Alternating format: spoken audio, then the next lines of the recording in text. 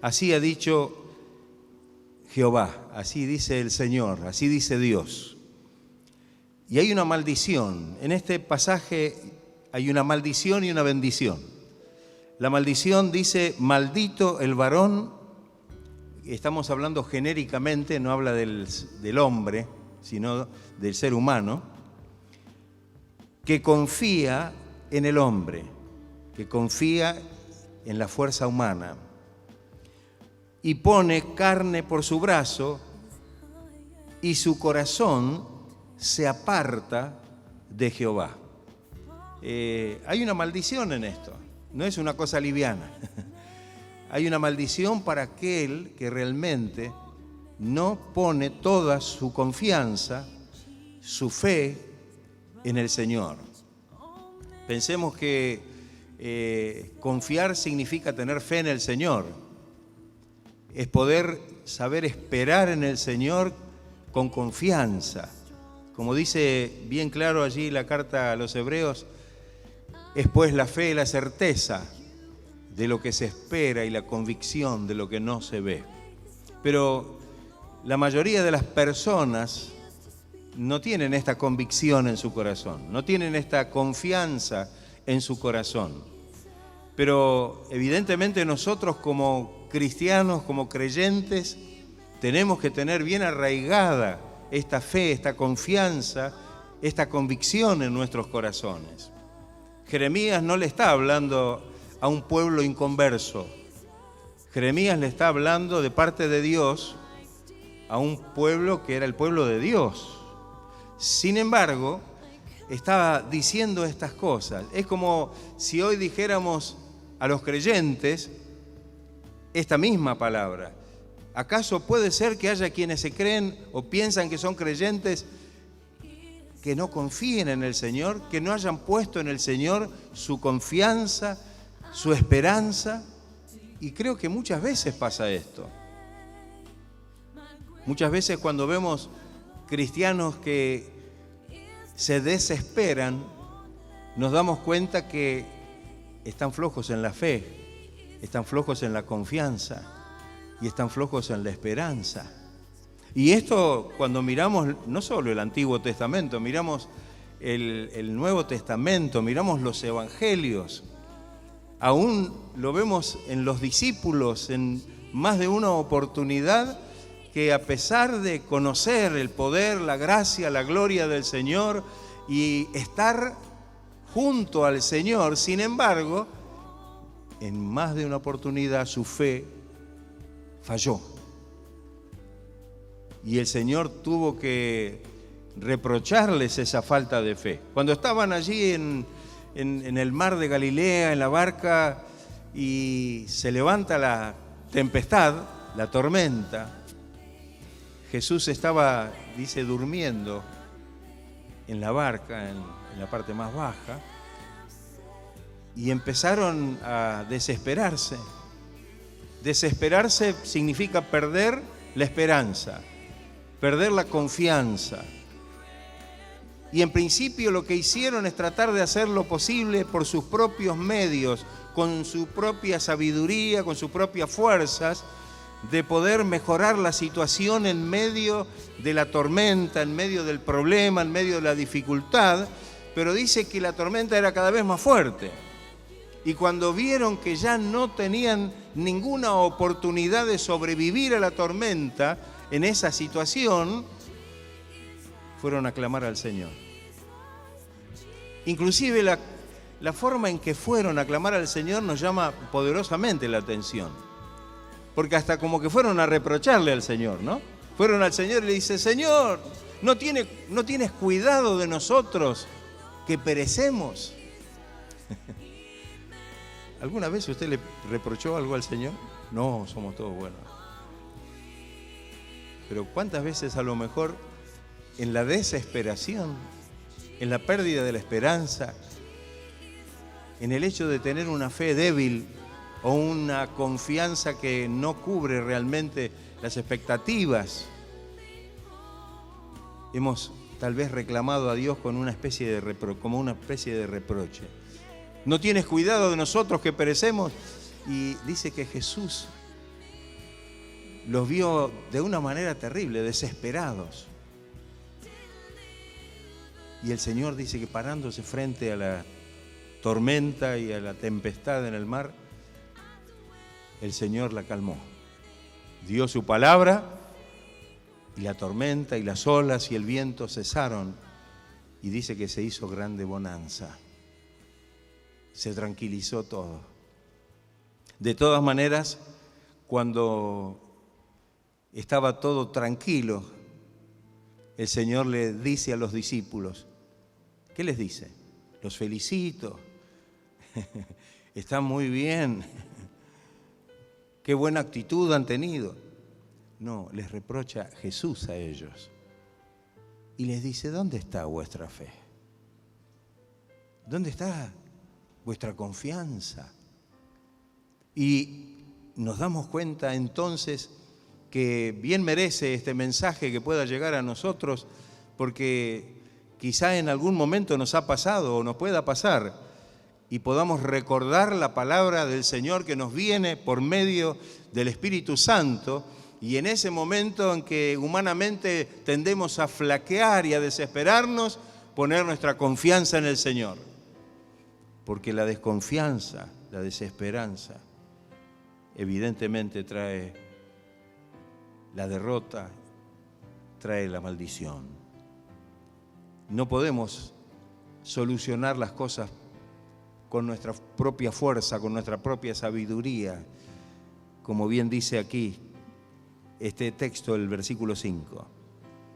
Necesitamos tener toda la convicción y la confianza puesta en el Señor. Porque el que no pone su confianza en el Señor, y aquí el Señor usa una metáfora, es como la retama, como esa planta media seca que crece en el desierto, Y dice, y no verá cuando viene el bien. Es decir, que la condición de la falta de fe no nos permite ver cuando viene la bendición. Y hay veces, aunque la bendición el Señor la esté enviando, no la vemos, nos seguimos quejando. No verá, nos enceguece, no nos permite ver lo que Dios está haciendo, aún a través de las circunstancias adversas y difíciles que estamos enfrentando en nuestra vida. Entonces, es como la retama en el desierto. No verá, no percibirá, no se dará cuenta cuando viene el bien. No podrá ver la bendición de Dios, sino que morará en los sequedales en el desierto, en tierra despoblada y deshabitada. Qué terrible, ¿no? El desierto no es apto para vivir.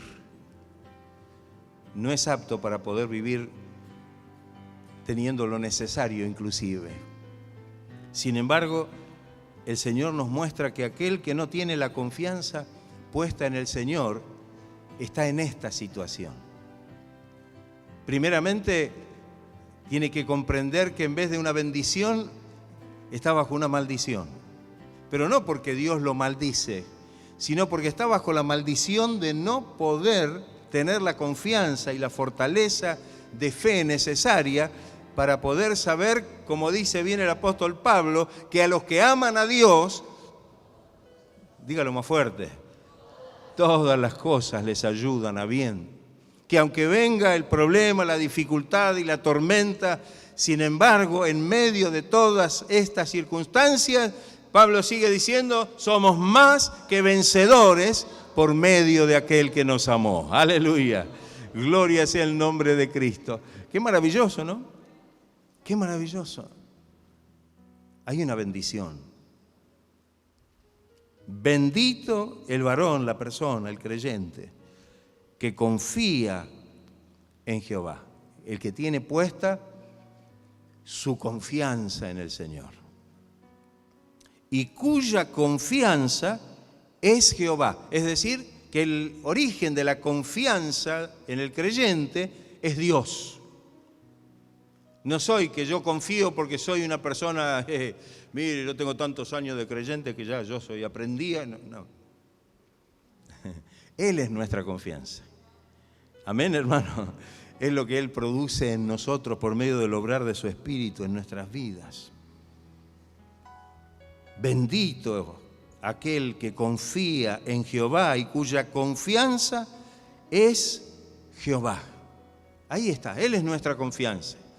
Hay problemas, dificultades, adversidades, situaciones, circunstancias, pero Él es mi confianza. Él es mi confianza. Si Él está conmigo, tengo la confianza, tengo la fe, tengo la esperanza, tengo la convicción, tengo la certeza de que el Señor aún usará estas situaciones para bendecir mi vida, para que pueda yo ser bendecido. Y a diferencia de la retama en el desierto, que no puede ver cuando viene el bien, no puede ver cuando Dios tiene un propósito de bendición, ahora la cuestión es diferente. El que confía plenamente en el Señor no será como la retama del desierto, una planta media retorcida, sin ninguna vista. No, será como el árbol plantado junto a las aguas. Qué hermoso, ¿no? No sé si usted ha viajado seguramente por nuestro país, tenemos un país muy amplio, muy grande, y si hemos pasado por algunas zonas un poco desérticas y de repente vemos un lugar verde, en el contraste de ver todo color tierra o color arena o todos, digamos, de una tonalidad tipo ocre, de repente vemos algo que contrasta y es verde y nos llama la atención. ¿Pero qué nos dice esto? Es que en ese lugar que hay agua. Hay agua. Para que esa planta pueda estar realmente con una apariencia así, es porque tiene sus raíces en un lugar donde puede beber, donde puede nutrirse de la humedad del suelo.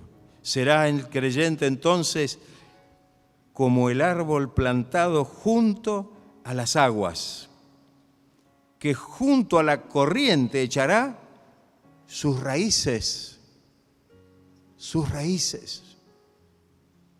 Y qué importante, ¿no? Que podamos echar raíces. Fíjense que los árboles que no tienen raíces, el viento los tira, los arranca. Hay algunas especies de árboles, inclusive, que crecen mucho, que no echan muchas raíces.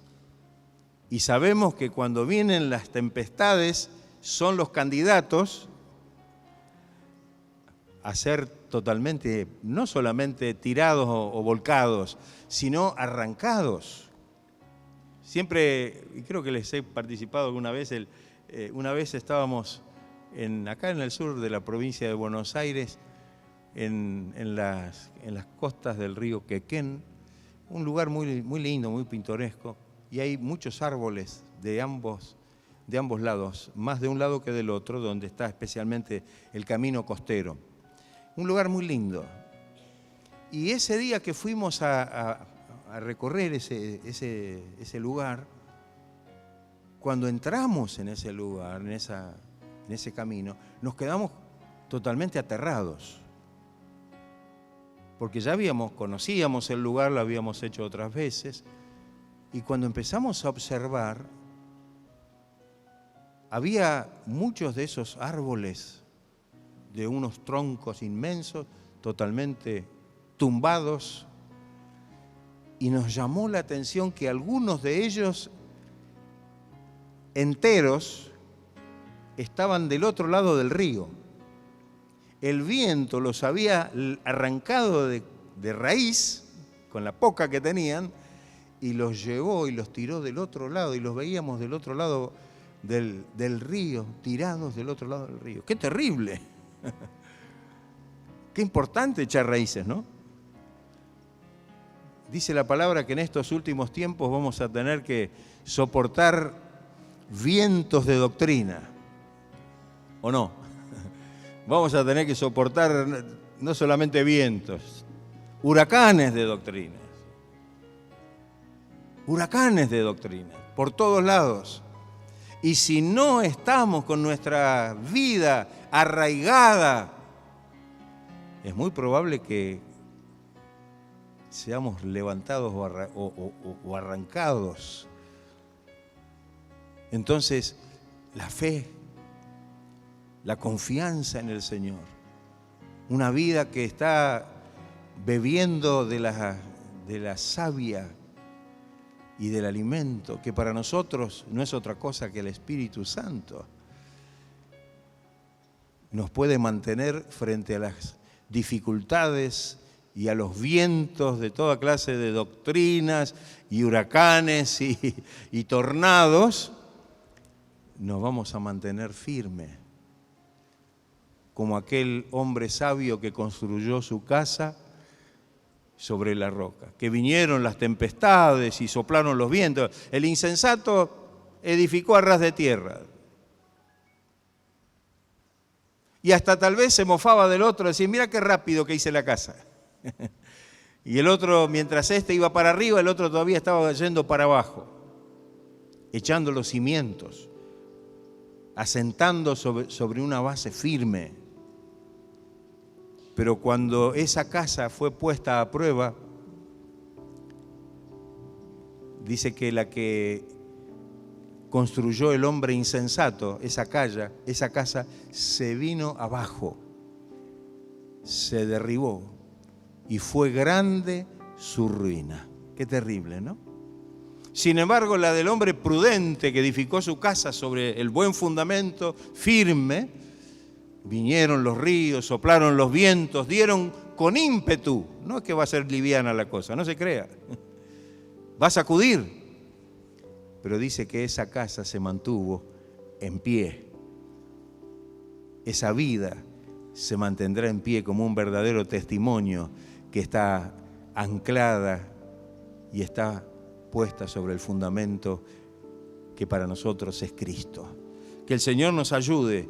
Aquel que tiene su confianza puesta en el Señor es como el árbol plantado junto a las aguas, que junto a las corrientes echará sus raíces. Y no verá, aquí viene otra comparación o contraste, no verá cuando viene el calor, cuando viene el mal, cuando hay sequía. Fíjese los problemas que tenemos cuando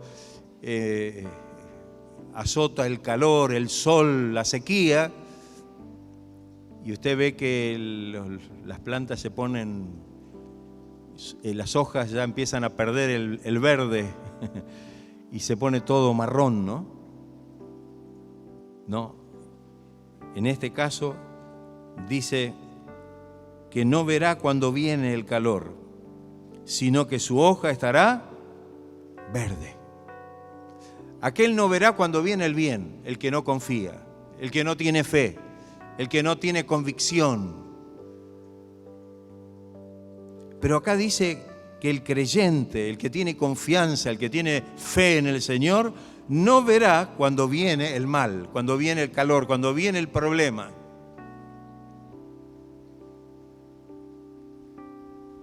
Porque tiene sus ojos. ¿Dónde tiene sus ojos? Tiene sus ojos puestos en el Señor. ¿No vio que cuando viene la dificultad y el problema y nosotros nos fijamos en el problema cada vez es más grande, cada vez es más difícil, cada vez es más profundo, cada vez es más terrible? Pero cuando tenemos nuestros ojos puestos en el Señor, cuando tenemos nuestros ojos puestos en Cristo, no veremos cuando viene el mal. Dice, en el año de sequía no se fatigará, ni dejará de dar fruto. Es como si no le pasara nada, es como si no hubiera ocurrido lo que estaba ocurriendo. No dice que no va a ocurrir, Va a venir el año de sequía, va a venir el calor. Sin embargo, dice que este árbol va a permanecer bien, firme, con sus raíces bien arraigadas, con su follaje bien verde. Y no solo eso, sino que no dejará de dar fruto. ¿Sabe que Dios nos ha puesto para que llevemos fruto, no? ¿Sabía eso usted? Fruto espiritual. Amén. El fruto espiritual. A veces pensamos que dar fruto es el trabajo de la obra. Creo que el fruto espiritual tiene que ver con lo que produce el obrar del Espíritu Santo en el corazón del creyente y que sí se manifiesta en nuestra vida en el exterior. Por eso que cuando miramos, cuando Pablo le escribe a las iglesias de Galacia y le menciona, esa lista no es exhaustiva, hay muchos más frutos, pero ahí menciona unos cuantos: amor, gozo, paz, paciencia, benignidad, fe, mansedumbre, templanza. Seguiremos dando fruto. Y en medio del problema que ocurra a nuestro alrededor, nosotros podemos dar o mostrar a través de nuestra vida el fruto del amor. Esto significa que este fruto del amor, en primera instancia, nos hace amar primeramente ¿a quién? Por sobre todas las cosas, al Señor. Primer mandamiento, ¿no? Amarás al Señor tu Dios con todo tu corazón, con toda tu alma, con toda tu mente y con toda tu fuerza. Con todo. Pero esto no se puede dar si realmente el Espíritu Santo no está obrando en nuestro corazón. No vamos a poder amar al Señor. Dice que podemos amar al Señor porque Él nos amó primero. Y ese amor primero del cual estamos hablando, como dice el apóstol Pablo en el capítulo 5 de la carta a los Romanos, es el que es derramado en nuestros corazones por el Espíritu Santo que nos fue dado. ¿Amén? Léalo en su casa después. Va a ver lo que dice. Dice eso. Que ese amor nos es derramado por el Espíritu Santo en nuestros corazones. Y con ese amor de Dios, que es un fruto maravilloso del Espíritu, podemos amar primeramente a Dios. Podemos amar a nuestro prójimo, a nuestros hermanos, al que está cerca nuestro. Y como decimos siempre, no solamente queda ahí la cosa. Hasta podemos amar ¿a quiénes? A nuestros enemigos. Porque no es nuestro amor. Porque nuestro amor diría ojo por ojo, diente por diente. No, el amor de Dios va más allá y puede actuar de tal manera en nuestras vidas y en nuestros corazones que nos hace amar aún a aquellos que son nuestros enemigos. Porque en definitiva, ese es el amor que Dios ha tenido por nosotros cuando nos llamó a su camino. Dice la Biblia que cuando el Señor nos llamó a través de su Evangelio y de su palabra, nosotros éramos enemigos de Dios. Estábamos alejados de Dios. Sin embargo, el Señor nos amó. Y de tal manera Dios nos ama y ama a toda la humanidad, a todo el mundo, sin distinción de razas, de credos. Ya ama a todas las personas del mundo, quiere decir, que dio a su Hijo unigénito, para que todo aquel que en Él cree no se pierda, sino que tenga vida eterna. Y entonces, en cada uno de estos frutos vamos a ver algo maravilloso. Estos frutos que el Espíritu Santo va produciendo, el gozo, que no es el gozo de que las circunstancias nos vayan bien, que me salió bien esto, que tengo un buen trabajo y que a lo mejor me pude comprar el auto o que a lo mejor me aumentaron el sueldo o estoy cobrando... No. El gozo que el Espíritu Santo pone en nuestros corazones y que lo definiríamos como lo definió David cuando le pidió al Señor que le devolviera el gozo de la salvación. en una situación muy terrible para él. Sin embargo, la oración de David fue maravillosa. El gozo de la salvación. Porque absolutamente no hay nada comparable en este mundo con la bendición y con la gracia del Señor que Él derrama en nuestra vida. Amor, gozo, paz. La paz que hemos recibido no es como el mundo la da, dice el Señor. Yo no doy la paz que el mundo les da, le doy una paz que sobrepasa todo entendimiento. Es una paz gloriosa, maravillosa. Es la paz de Dios obrando en nuestro corazón. Paciencia, la capacidad de soportar triunfalmente debajo de una presión o de una carga. Esto no es un producto de nuestro ejercicio de fuerza. Esto es producto del obrar de Dios mediante el Espíritu Santo en nuestros corazones, que nos da esa gracia y esa fuerza para poder soportar todas las presiones de este mundo triunfalmente. Triunfalmente, no con agobio, ¿no? Porque a veces decimos, bueno, no, como dice la carta a los hebreos, para que nuestro ánimo no se canse hasta desmayar. Ahí está, no doy más. No, hay una bendición que nos sostiene, que nos fortalece. Benignidad, bondad. No es algo natural nuestro, hermano. No es algo nuestro. No es un fruto propio de nuestra naturaleza humana. Es lo contrario, somos malos. Nuestra naturaleza humana es mala. Pero el Señor nos cambia la naturaleza y ahora, por medio del obrar del Espíritu, empezamos a dar frutos de bondad y de benignidad, fe, mansedumbre, sencillez, humildad, templanza, dominio propio. Qué maravilloso todo esto, ¿no? Así que el dar fruto para un creyente, para el creyente que está plantado, afirmado, junto a las corrientes de las aguas. En este caso, esas corrientes de las aguas nos figuran esa gracia maravillosa del Espíritu Santo. En el capítulo 4 del Evangelio de Juan, Jesús usa la metáfora o la analogía o la comparación del agua cuando habló con la samaritana. Y Jesús le hablaba a la samaritana y la samaritana no le podía entender al principio. Cuando Jesús le pidió que le diera de beber, bueno, ya conocen la historia, ¿no? Esta mujer se extrañó de que un hombre judío encima le pidiera a ella de beber y Jesús, pasando por encima de esa relación, de esa barrera, le dice, si tú supieras quién es el que habla contigo, tú le pedirías y te daría agua viva. Agua viva.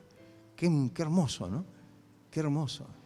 Y cuando seguimos en la lectura, no voy a señalar todo el pasaje porque vamos a estar un rato largo, pero el Señor ahí menciona que el agua que el Señor nos da es como una fuente de agua que salta para vida eterna. Es una fuente inagotable de agua viva que corre por nuestro ser y que nos lleva a una eternidad gloriosa en la presencia de Dios. Alabado. Corre por su interior este río de agua viva. Tiene la experiencia de beber de este agua maravillosa que es el agua del Espíritu. Amén. En aquel momento cuando Jesús se paró al terminar el último día de la fiesta de los judíos, dijo, si alguno tiene sed, venga a mí y beba. Venga a mí y beba. Está hablando simbólicamente. No es que el Señor le iba a dar un vaso de agua.